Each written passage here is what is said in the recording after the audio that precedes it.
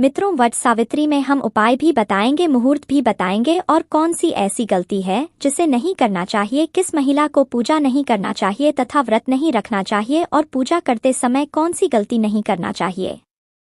सावित्री माता को क्या चढ़ाएं और क्या नहीं चढ़ाएं, जानिए सब कुछ इस वीडियो में। ये 3 चीजें सावित्री माता को कभी मत चढ़ाना, साथ ही साथ वट सावित्री व्रत में ऐसे कपड़े भूलकर भी मत पहनना, इससे पति की मृत्यु हो जाती है। और जानिए वट सावित्री पूजा का शुभ मुहूर्त। मित्रों, वीडियो में आगे बढ़ने से पहले एक बार सच्चे है हृदय से कमेंट बॉक्स में जय मां सावित्री अवश्य लिखें और वीडियो को लाइक कर दें।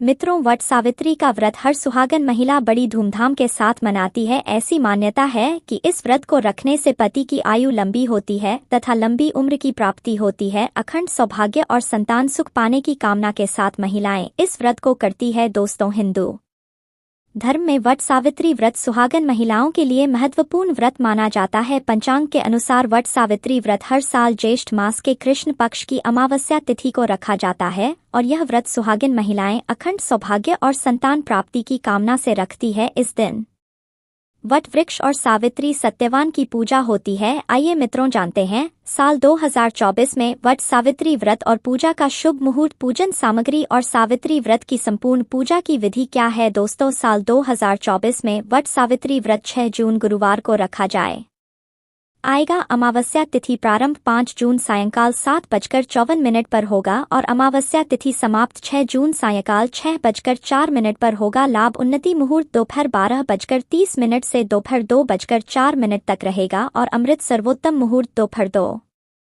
2:04 से दोपहर 3:48 तक रहेगा। और दोस्तों, वट सावित्री व्रत की पूजा में कुछ विशेष सामग्री की आवश्यकता होती है, जिसमें सावित्री सत्यवान की प्रतिमा और बांस का पंखा, लाल कलावा, धूपदीप और फल फूल, रोली, सुहाग का सामान, पूरियां, चना, बरगद के फल से दूर जल से भरा कलश और रोली आदि चीजों की आवश्यकता रहेगी। और वट सावित्री व्रत के दिन प्रातः काल जल्दी उठकर स्नान के बाद व्रत का संकल्प लें और सबसे पहले पूजा स्थल पर धूप दीप जलाकर सभी पूजन सामग्री एकत्रित कर लें और एक बांस की टोकरी में 7 तरह के अनाज और दूसरी टोकरी में देवी सावित्री सत्यवान की प्रतिमा रखें। अब वट वृक्ष के नीचे सावित्री सत्यवान की प्रतिमा रखकर सबसे पहले वट वृक्ष पर जल चढ़ाकर कुमकुम, अक्षत, रोली, पूरियां और बरगद का फल अर्पित करें। इसके बाद सूत के धागे को वट वृक्ष के 5, 7, 8 या 12 कर लगाते हुए बांध लें। हर परिक्रमा पर एक एक चना वृक्ष में चढ़ाते हैं और इसके बाद हाथ में काला चना लेकर व्रत कथा पढ़े अथवा सुने। और मित्रों, पूजा के बाद भीगे हुए चने का बायना निकालें, उसमें दक्षिणा, श्रृंगार का सामान, वस्त्र आदि रखकर सांस को भेंट करें। दोस्तों, चलिए अब जानते हैं वट सावित्री में कौन कौन सी सब्जी नहीं खाना चाहिए और कौन कौन सी सब्जी खाना चाहिए और कौन सा फल खाने से टूट जाता है। वट सावित्री में क्या खाएं और क्या नहीं खाएं और क्या पीना चाहिए और कौन सा फल खाना विशेष और शुभ कार्य माना गया है, आज हम आपको विस्तार से बताएंगे। लेकिन आगे बढ़ने से पहले कमेंट बॉक्स में अपनी राशि जरूर डाल दीजिएगा। यदि दोस्तों हमारे पास आपकी राशि के अनुसार कोई उपाय होगा तो वह आकर हम आपके कमेंट का रिप्लाई में बता देंगे ताकि आपको राशि के अनुसार फल प्राप्त हो। दोस्तों, राशि के अनुसार किया गया कार्य बहुत ही शुभ माना आता है और माता रानी बहुत प्रसन्न होती है। और दोस्तों, आपसे निवेदन है कि कमेंट में माता रानी आपका स्वागत है हमारे घर में जरूर लिखें ताकि माता रानी का आशीर्वाद आपके ऊपर सदा बना रहे हैं। और वीडियो आपको अच्छी लगे तो लाइक करना ना भूलें। दोस्तों, शास्त्रों के अनुसार बताए गए व्रत चाहे किसी भी प्रकार के क्यों न हो, उनसे जुड़े नियम का पालन करना अति आवश्यक माना जाता है, क्योंकि दोस्तों जो मन के मुताबिक किया जाए वह संघर्ष नहीं कहलाता। कहा जाता है कि मनोकामना को पूर्ण करने के लिए थोड़ा सा संघर्ष यानी कि तपस्या तो करनी ही पड़ती है। इसीलिए दोस्तों ऐसी मान्यता है कि व्रत को पूर्ण विधि विधान से किया जाना चाहिए, तब आपको व्रत का पूर्ण लाभ फल प्राप्त होता है। अति उत्तम और शीघ्र दीर्घायु वरदान प्राप्त होता है। आपकी सभी मनोकामनाएं शीघ्र माता रानी पूर्ण करती है। ऐसे व्यक्ति को मरने के बाद माता रानी के चरणों में स्थान मिलता है।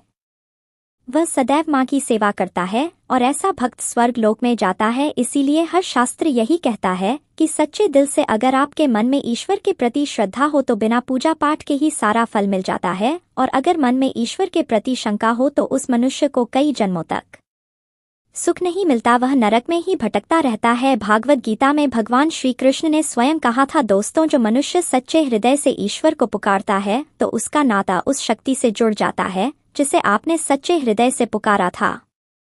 इसलिए दोस्तों, भगवान भी कहते हैं कि सच्चे हृदय से ही ईश्वर को पुकारो तो वह आपकी हर मनोकामना को पूर्ण करते हैं। भक्तों, कई लोग ऐसे हैं जो भगवान के सामने घंटों पूजा पाठ करते हैं तथा रोते हैं, फिर भी भगवान उनकी कभी नहीं सुनता। दरअसल जब आप सच्चे मन से ईश्वर को पुकारते ही नहीं हैं, तो भला वह आपकी पुकार कैसे सुनेंगे। दोस्तों, यह तो थी वो बातें जो भक्त और भगवान के बीच की है। अब हम जानते हैं वट सावित्री व्रत के दौरान क्या नहीं खाना चाहिए और क्या नहीं पीना चाहिए और कौन सा फल खाने से व्रत संपूर्ण और सफल हो जाता है। दोस्तों, हमारे चैनल प्राचीन ज्ञान को सब्सक्राइब जरूर करें और इस बेल आइकन को दबाना न भूलें। तो आइए शुरू करते हैं। दोस्तों, आपको बता दें, भूलकर भी वट सावित्री व्रत के दिनों में पानीपुरी कभी मत खाना। अब दोस्तों, आपको यह भी बता दें कि वट सावित्री व्रत में पानीपुरी क्यों नहीं खानी चाहिए, क्योंकि उसमें लहसुन प्याज होता है और खट्टा भी होता है, जो व्रत को भंग कर सकता है, पाप लग सकता है। आप वट सावित्री व्रत या शुक्रवार को खट्टा नहीं खाते हैं तो माता संतोषी आपको धन धान्य से मालामाल कर देती है, आपके घर में अपना आवास बना लेती है। दोस्तों, बस शुक्रवार के दिन इस चीज का त्याग करना चाहिए, पालन करना चाहिए। वट सावित्री व्रत में लहसुन प्याज और खट्टा, फिर चाहे आपने व्रत भी नहीं रखा है फिर भी आपको शुक्रवार के दिन या अन्य दिनों में लहसुन प्याज नहीं खाना चाहिए। दोस्तों, वट सावित्री व्रत के दिन अगर आपने व्रत रखा है तो यह फल जरूर खाने चाहिए। दोस्तों, आपको बता दें कि शास्त्रों में बताया जाता है कि भगवान के भोग में सेब आदि जरूर अर्पित किया जाता है। अगर आपका व्रत है तो आपको से जरूर खाना चाहिए। केला, पपीता, तरबूज और मीठे अंगूर जरूर खाना चाहिए। इन फलों से व्रतधारी को शक्ति मिलती है और व्रत संपूर्ण हो जाता है। और शास्त्रों में बताया जाता है कि वट सावित्री व्रत के दिनों में केला जरूर खाना चाहिए। वट सावित्री व्रत के दिनों में केला का घर में प्रवेश होना बड़ा ही शुभ माना गया है। केला खाने से वट सावित्री व्रत का व्रत सफल हो जाता है, क्योंकि इसमें माता रानी और भगवान विष्णु का आशीर्वाद मिला हुआ होता है। वट सावित्री व्रत के दौरान से जो भी खाता है उसे दुखों का सामना नहीं करना पड़ता है। केला आपको जरूर खाना चाहिए।